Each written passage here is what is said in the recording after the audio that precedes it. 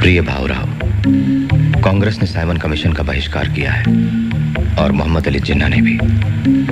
लेकिन अपने खिलाफ तमाम गुस्से और आग के बावजूद भी मैं कमीशन को मिलने जाऊंगा। इस मुश्किल घड़ी में मुझे बड़ा रणभाव की याद आ रही है। वो अगर जिंदा होते तो उन्होंने मुझे पूरा सहयोग दिया होता। लॉ कॉलेज में पढ़ाने के बाद आज मैं पूना जा रहा हूँ। वहाँ कल मेरी साइमन कमीशन के साथ मीटिंग है। साहब, अपना ख्याल रखना। मड़की बुआ कह रहे थे आपके दुश्मन कभी। रामू, तुम्हें अभी भी बुखार है, दवाइयाँ लेना मत भूलना। मैं अपना ध्यान रखूंगा। तो आप ये बात खास तौर पर चाहते हैं कि अछूतों को सरकारी नौकरियां मिले? जी, निश्चित रूप से। क्यों ऐसा चाहते हैं आप? कानून के अमल के मामले में हमारा अनुभव बहुत ही बुरा है। अधिकतर मामलों में कानून का उपयोग पिछड़ी जाति के लोगों के विरुद्ध हुआ है। मैं मानता हूं कि आप अछूतों की बेहतरी के लिए हमेशा कोशिश में रहे हैं, लेकिन क्या सवर्ण आपकी इस काम में मदद करते हैं? ऊंची जाति के सभी हिंदू नीची जाति के लोगों को गंदा काम करने पर मजबूर करते हैं। वो सोचते हैं कि अछूत अगर ये काम करना छोड़ देंगे तो उनका जीवन स्तर सुधरने लगेगा और वो सवर्णों की हर स्तर पर बराबरी करेंगे। हिंदुस्तान का संविधान अछूतों के साथ सही बर्ताव करे, इसके लिए आपके मुताबिक क्या सही तरीका हो सकता है? सबसे पहली बात तो मैं आपके सामने ये रखनी चाहूंगा, हमारा ये दावा है कि पिछड़ी जाति वालों को हिंदू जाति से अलग रखकर अल्पसंख्यकों की तरह बर्ताव किया जाए। दूसरी बात, पिछड़ी जाति के अल्पसंख्यकों को दूसरे किसी भी अल्पसंख्यक जाति से अधिक राजनीतिक संरक्षण की आवश्यकता है। वो भी इस वजह से क्योंकि अछूत हमेशा शिक्षा के क्षेत्र में पिछड़ा हुआ, आर्थिक दृष्टि से गरीब, सामाजिक रूप से गुलाम और यहां तक कि राजनीतिक दृष्टि से कमजोर रहा है और किसी भी अन्य संप्रदाय की तुलना में। इसलिए हमारा दावा है आरक्षण का, और वो भी वयस्क मताधिकार के साथ। और वयस्क मताधिकार ना हो तो?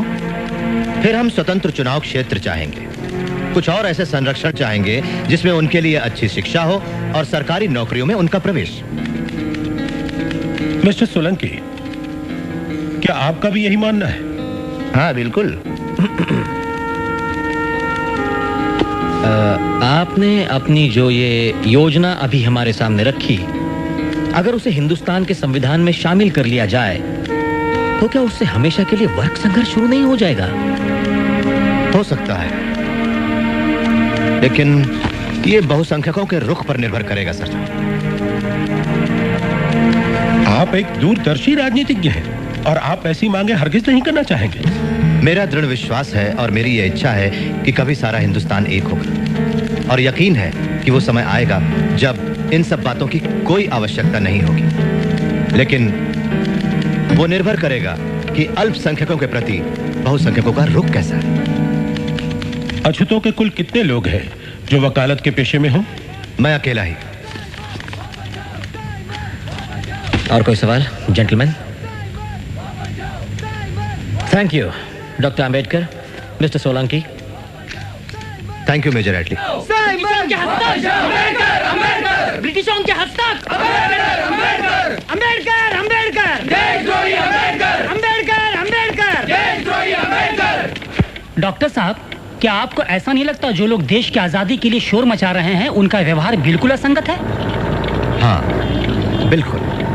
उन लोगों ने साउथ अफ्रीका में बसे भारतीयों और ब्रिटेन में बसे भारतीय विद्यार्थियों के साथ हुए अपमानजनक व्यवहार के खिलाफ तो जोरदार विरोध प्रकट किया,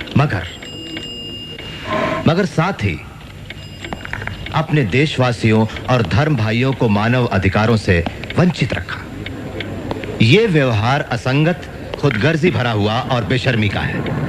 इसलिए मेरा संपादकीय कहता है कि हमें पूरी ताकत के साथ कदम उठाना चाहिए ताकि ये पता चल जाए सवर्णों को कि छुआछूत का पालन करना उतना ही खतरनाक है जितना जबान पर दहकता हुआ कोयला रखना।